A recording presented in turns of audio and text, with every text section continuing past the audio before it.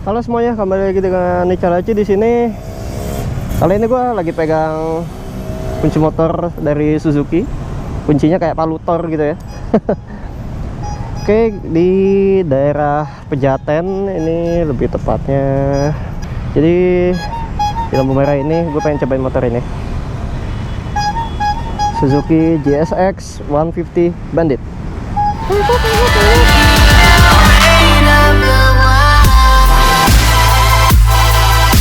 Oke, mungkin kita lihat dari penampilan fisik dulu. Ini mohon maaf ya, pinggir jalan. Oke, kita lihat nih dari fisik depannya. Fisik depannya tuh dia tuh kayak apa ya? Kayak kepala robot gitu loh. Kayak kepala robot dengan firing kecilnya di situ. Yang ke belakang tuh ke sana kayak Street Fighter. Ke bawah lebih tepatnya. Ke bawah tuh kayak Street Fighter, dan ini radiator gede banget sih buat ukuran 150. Di sini juga ada tagline-nya teman satu tujuan, dan dia juga ada tulisan touring, mungkin menandakan bahwa ini tuh motor yang siap untuk dipakai jalan jauh. Dengan jok yang rata begini, motor ini memang lebih didesain untuk boncengan, memang untuk jalan jauh, untuk touring. Ini pasti enak. Kalau dilihat dari belakang mungkin agak biasa aja sih. Gimana ya, kurang eye catching gitu, karena dari depan tuh udah bagus, tapi ke belakang tuh kayak oke gitu. Dan juga ini spakbornya, kalau spakbor mungkin masalah selera ya, kalau gue mungkin it's okay, tapi mungkin bagi sebagian orang yang biasa lebih seneng pakai tail tidy atau pakai apa. Tapi bagi gue pribadi, spakbor panjang begini sih nggak masalah, walaupun memang mengurangi nilai estetiknya. Oke, mungkin kita dudukin aja.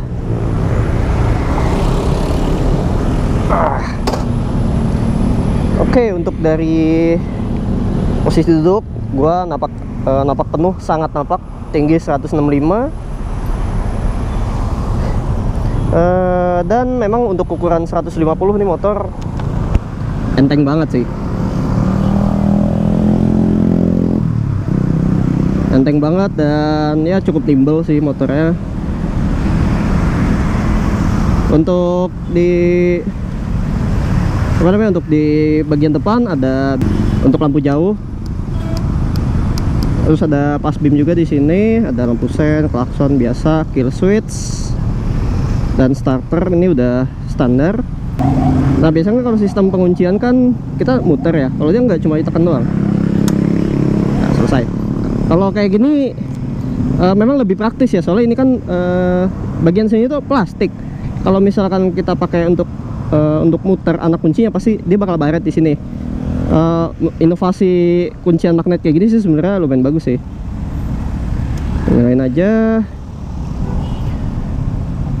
Biasa ada shift light, tachometer sampai 13.000, odo, jam, indikator gear, cek engine. Nah,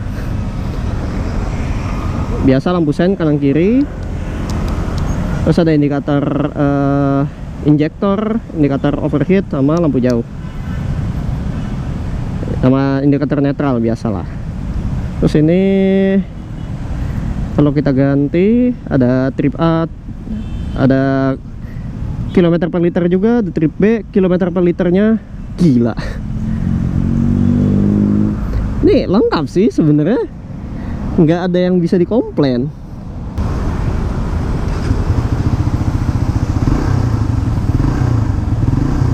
Dan ini motor halus ya, nggak getarnya tuh nggak heboh kayak motor-motor CP50 yang lain. Dia termasuk halus tuh.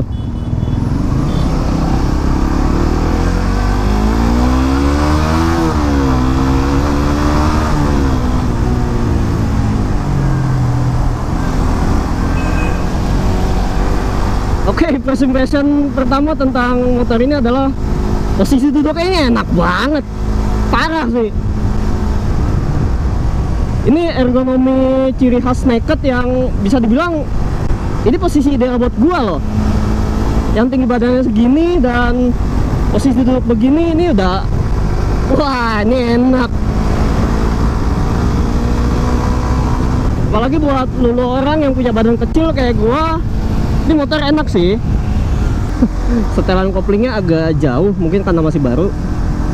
Kalau buat gua pribadi sih no komplain ya, karena kan kopling kayak gini masih bisa disetel. Untuk gas lumayan ringan. Untuk pengereman kita coba tes ngerem ya.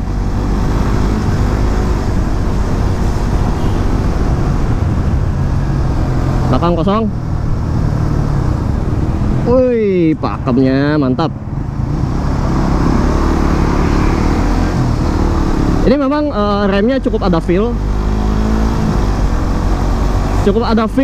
Nggak terlalu pakem tapi juga nggak yang pakem banget. Bisa dibilang ini pengeremannya mantap. Wow, ternyata ini mesinnya, wah ini mesin enak sih. Iya lo mau ngapain om? Iya siap.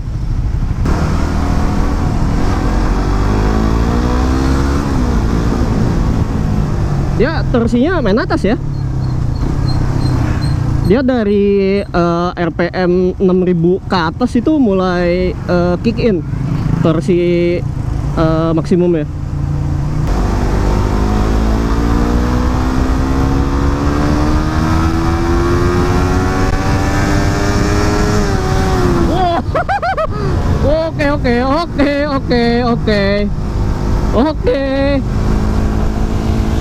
Oke.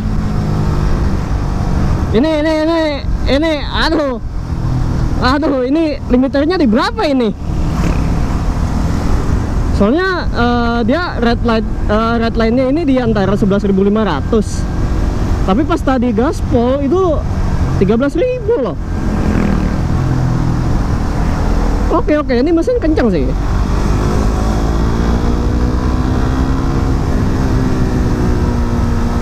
Oke. Waduh. Ini wah sumpah gua speechless banget sih.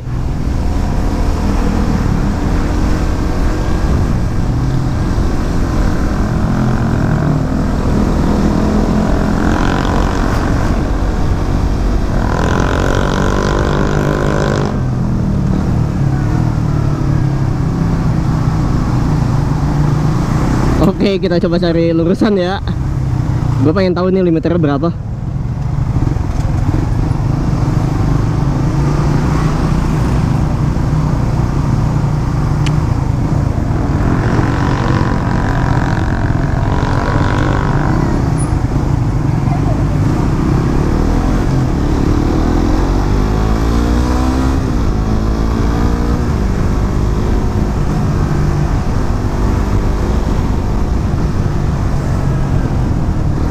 Kalau untuk urusan handling memang karena ban motor ini depan tuh pakai 100/70 dan belakang 130. Depan tuh 100/80 dan belakang tuh pakai 130/70. Ini handling udah nggak usah diragukan sih. Ini enak. Ini memang motor ini tuh memang untuk harian banget sih. Nanti pakai nikung juga enak. Nih ergonominya juga pas untuk badan gua.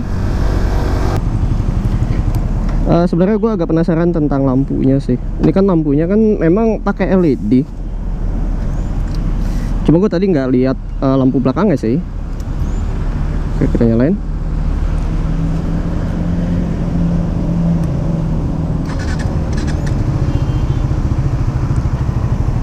Lampu depan LED. Ini lampu utama, bawah lampu jauh. Ini ada lampu senja. Masih pakai bohlam. Ya kan masih pakai bohlam. Rem belakangnya pakai bohlam juga. Ini sayang banget ya, sebenarnya agak tanggung kenapa nggak di LED kan aja semua. Lagi pula kan pakai LED juga bisa lebih menghemat daya aki. Oke, kita berhenti sebentar ya, gue juga ada pengen nguji sesuatu. Gue pengen tahu starternya ini kayak gimana. Biasa kan tipikal motor itu kalau di starter itu kan kita harus tekan dulu ABD nya lah kan. Untuk ini sistem starternya kayak gimana? Apakah di toel doang? Oke, demen gua. Starternya kayak gini enak sih. Jadi nggak perlu yang noel banget. Apa maksudnya? Jadi nggak perlu harus tekan terus sampai nyala. Dia cukup kita tekan aja sekali, dia bakal nge-starter tuh sampai mesinnya nyala. Gitu loh.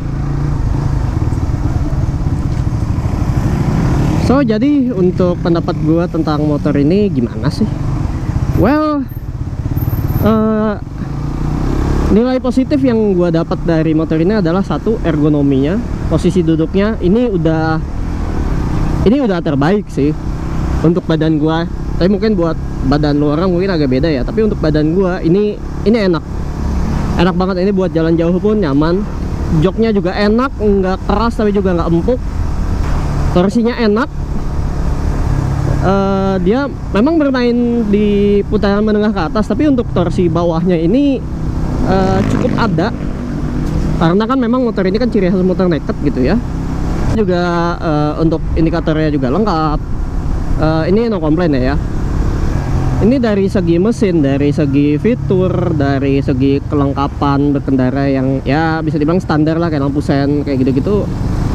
Jujur ini gue suka dengan motor ini. Cuma ada cumanya.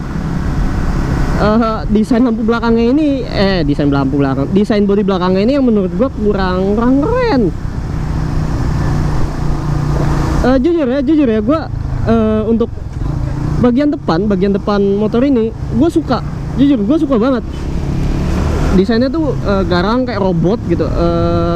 Bukan kayak robot ya, lebih kayak motor-motor Street Fighter gitu, yang firingnya ke bawah, tajamnya tuh tajam ke bawah gitu. Itu mengesankan motor ini tuh ganas. Tapi sayangnya untuk desain belakangnya ini, aduh, kurang banget. Memang balik lagi ke selera sih ya. Tapi jujur ya, ini opini gue pribadi. Dan ya opini gue seperti itu, nggak bisa diubah-ubah lagi. Tapi cuma emang apa ya, mesinnya tuh cukup effortless lah. Kalau misalkan mau nyari RPM tinggi segala macam, dia naiknya cepet. Walaupun memang torsi puncaknya tuh dia di RPM yang tinggi gitu. Tapi memang karena motor ini juga ringan, ditambah juga handlingnya juga mantep, bisa dibilang ini motor untuk motor naked ini almost perfect. Untuk 150 ya, almost perfect. Apa yang dicari orang di motor naked tuh ada semua. Cuma ya tadi ada minus-minusnya kayak desain. Ya kalau desain balik lagi tuh ke selera, sama mungkin lampu sih ya. Lampu depan udah LED, cuma sayang sisanya masih pakai bohlam. Itu sayang sih. Andai aja Suzuki bisa ngasih semua lampu yang ada di sini pakai LED, mungkin lebih menjual motornya. Suspensi motor ini bagian depan agak empuk, bagian belakang sedikit keras. Tipikal motor naked sih ya. So jadi apakah gue merekomendasikan motor ini?